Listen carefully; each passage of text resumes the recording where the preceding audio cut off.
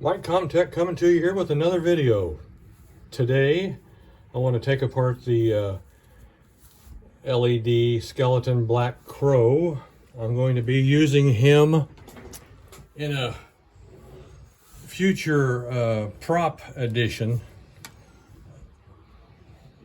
And that's as far as I'll go with that for now anyway.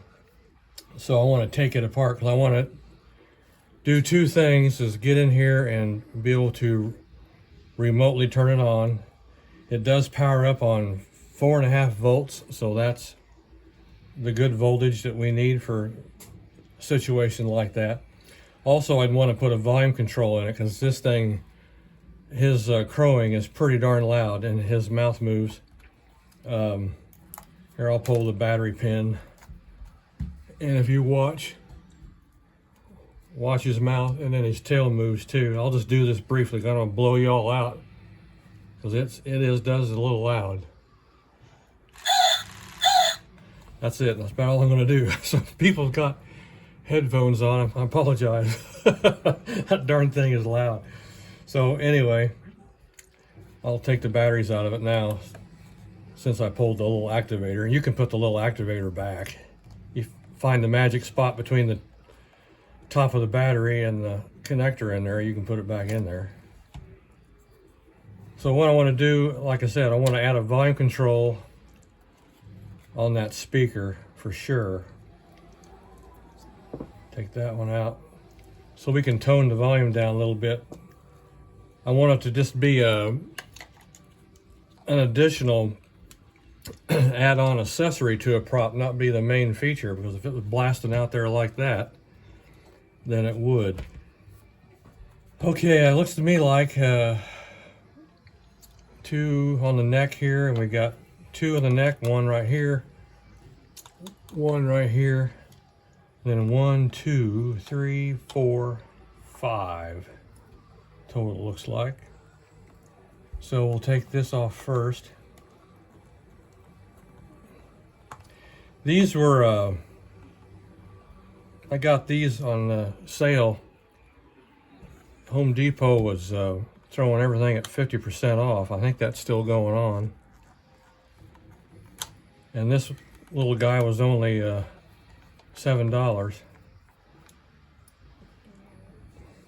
So I thought, well, that'd be a perfect little prop for something I want to use as an accessory. So pop all these screws out. Looks to me like so far they're all the same size. That's a good thing. I don't have to keep them too organized. They'll all go back in.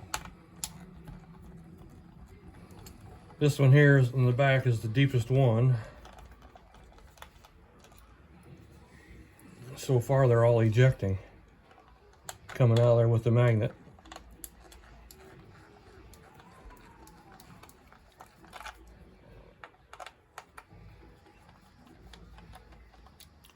Halloween is tomorrow. I don't know where the year went. Goes by quick. Okay, last screw. Now hopefully this will just split apart with not much effort. And it looks like it should separate there at the neck, and then it should separate right through here.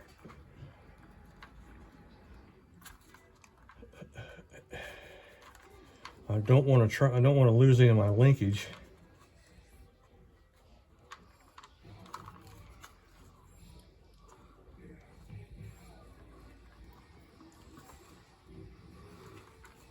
Because there's a link, I think it would have to hook the head in there. Oh, you know what?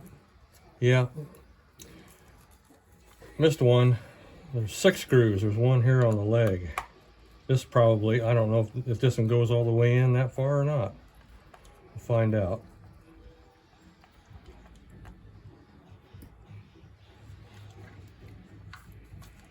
And that takes the leg off. Nah, probably not. That didn't have to come off, but that's all right.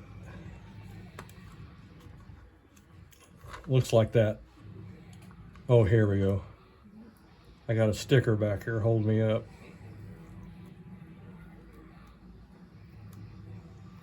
That little white sticker is across the seam back there on the mold.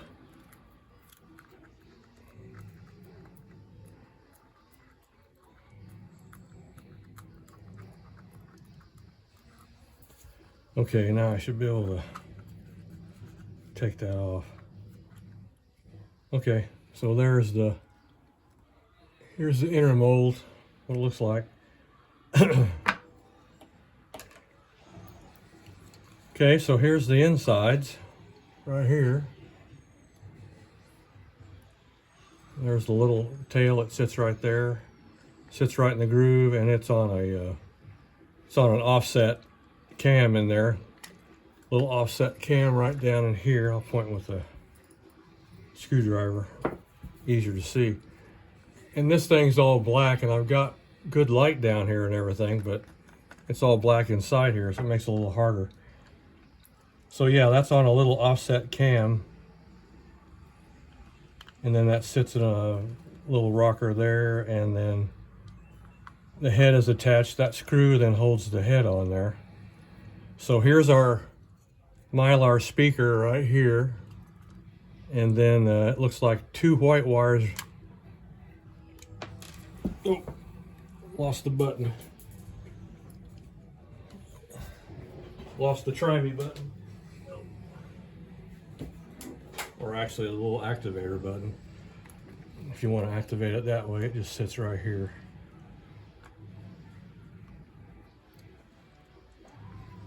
Yeah, it just sits like that. No, nothing special holding that in. It's just sitting there. Apparently not. It fell right out. And then here's the vibration sensor right here. A little piezo element right here inside that cavern. Any little vibration sets up a signal, trips the signal to the controller. One single motor runs it all. One little motor right here runs the whole show. And then, like I say, the screw for here, and then Mylar. So actually all we'll have to do is I'll tap off of one of these wires to put the volume control on it. I'm going to put the batteries back in it. Looks like the two yellow wires are the ones that run to the piezoelectric sensor. So what I'm going to have to do, I want to see which wire, if I run a high signal to either one of those, will it activate it? Because I won't power it with batteries. I'll be powering this with the prop power supply, and then that'll be tap in down here on the battery pack. Here's the negative. Here is looks like the negative to the power supply, to the battery pack, and then the orange one here is the positive. I can tap off of those. So it won't require batteries to do that. Right now, so what I want to do, I'm going to get the batteries back in here, and I'm going to take just a little 100 ohm resistor, just the current limit, just enough. I don't want to blow up anything. So let's put the batteries back in.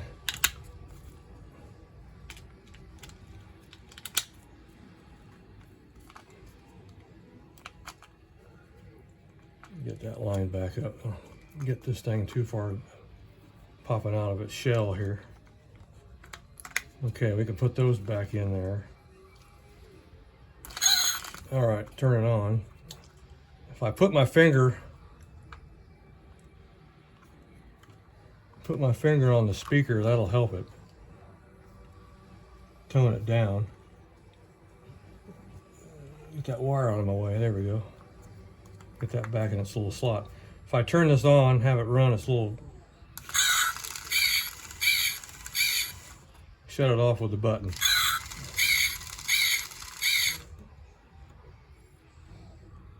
Thing of it is, any little vibration now will set him off. Okay, I'll have to get a positive lead. Got to get a positive off that battery. Looks like I might be able to get it right there. Let me get one of my alligators.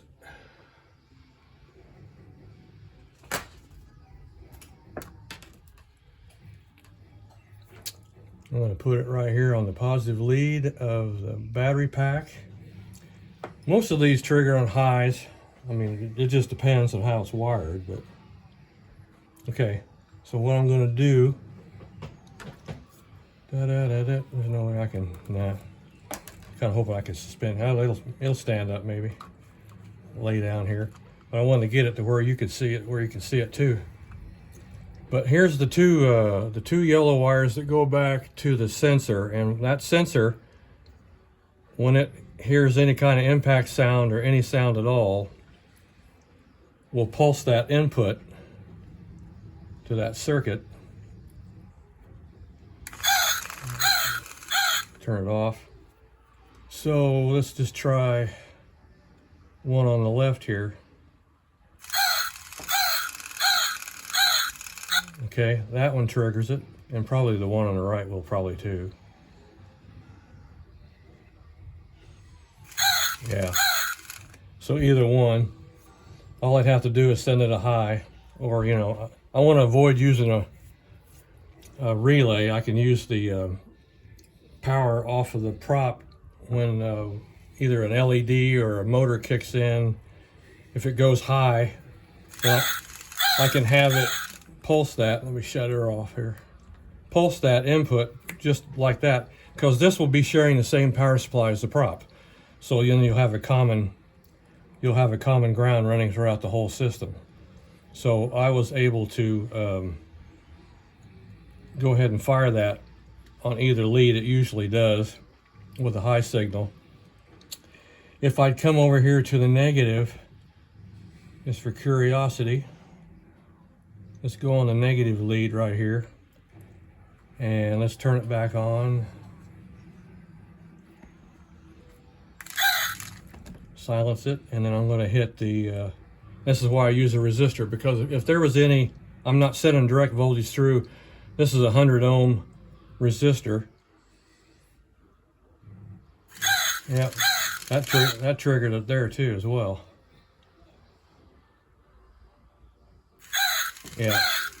So either way, a negative input looks to me like either a negative input or a positive input would do it. And then sometimes I like to just lift one of these wires off the vibration sensor, lift it, and then you can do it. You can test it that way too. So anyway, let's do that, and let's make sure that we didn't goof anything. So I'm just going to barely tap it. Yeah. Okay. It's still functional. We didn't kill it, so that's a way. And then either I've got some little bitty precision potentiometers I can probably mount somewhere. Like, might be able to get it. There's areas back here in this back cavity I could probably get to. Let's get this back in there. Back area back in there, and then make a little hole. And then if you wanted to stick a precision screwdriver and make a volume adjustment, you can do that. But those little Mylar speakers they're pretty loud, pretty decent amplifier in there. So it looks to me like it's got one chip. It does have a couple of it's got 3 transistors right there on the top. Probably one fires the LED, one to fire the motor, and you probably got supports for the sound control, and then the main chip there, which probably handles all the audio and the amplifier and all the sound files, everything on that. So anyway, that should work out fine. It's got a couple of red LEDs in the eyeballs already. The head does come apart. You can take the jaw is on here. The lower beak is on with 2 screws. That would come off, and that runs that way. And then there are a screw here, a screw there, and there's a screw right there underneath that beak that's hiding. That would come off, and then that top should come off. So if you wanted to change the colors of the LEDs or put something else in there, then you could do that, because this is it's all hollow up in there. Anyway, well, that's my $7 skeleton black crow that we're going to be using as an accessory on a prop. So that's the insides, and then that's the testing, and it all worked out. It will work exactly how I want it to do. It'll power on. When the prop powers on, it'll run its little routine, shut down, and then whenever the prop gets finished, or whichever one finishes its routine first, then it'll be a timed event. Okay, thank you as always for watching my videos, and we will come at you a little bit later.